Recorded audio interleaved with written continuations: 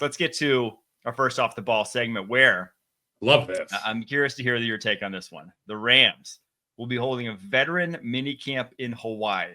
Now, it's only a few days, right? I think they get there as June 16th through June 19th. So just a couple days of practice, more of like a sort of ceremonial thing, I guess, or just like a fun trip. What are your thoughts on this?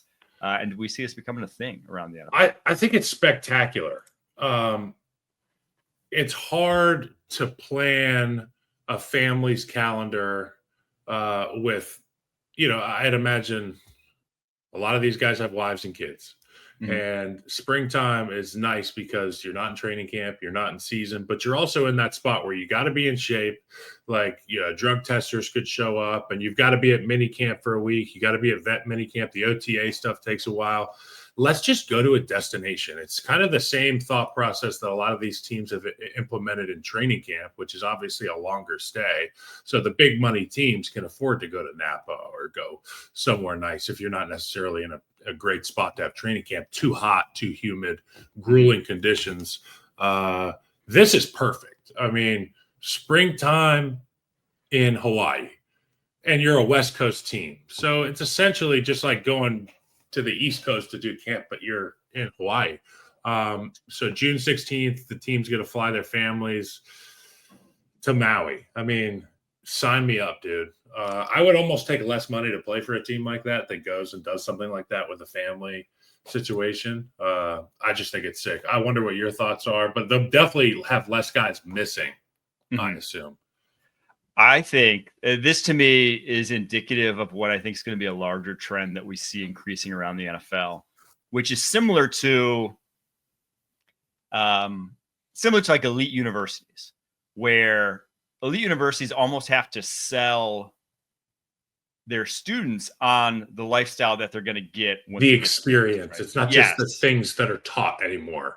100%. You have to sell the kids as much as you do have to teach them. It's like a handshake in the hand sort of thing. So for the NFL, I think teams are realizing that, hey, if we put together this environment where we're selling people to come here, say we spend, $5 or so million more dollars than everyone else. Well, we make that up on the back end by people wanting to take less to play for us, free agents wanting to come here and be in this environment. And it just helps your team out in the long run, as opposed to, the teams that try to pinch every penny.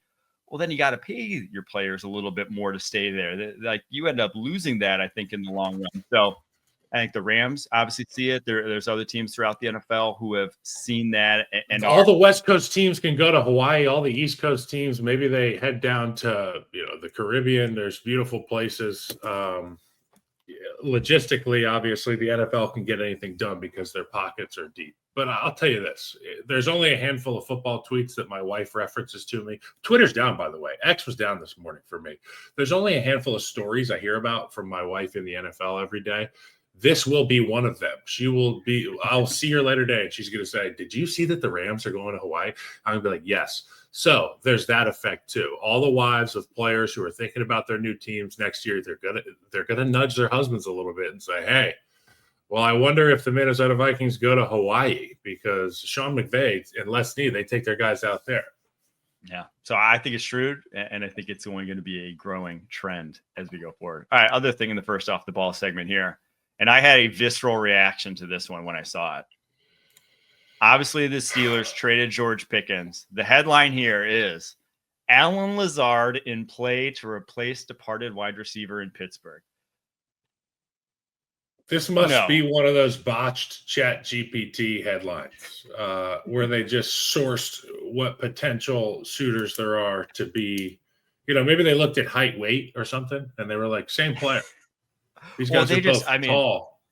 It's the Aaron Rodgers, his sort of entourage, right? When they signed with the Jets, remember they got like every single person who was like Aaron Rodgers adjacent. Randall Cobb, Aaron Rodgers chef, Aaron Rodgers towel guy, Aaron Rodgers John Kuhn almost came out of retirement. retirement. Who carries the lighter around to make sure the incense are always burning.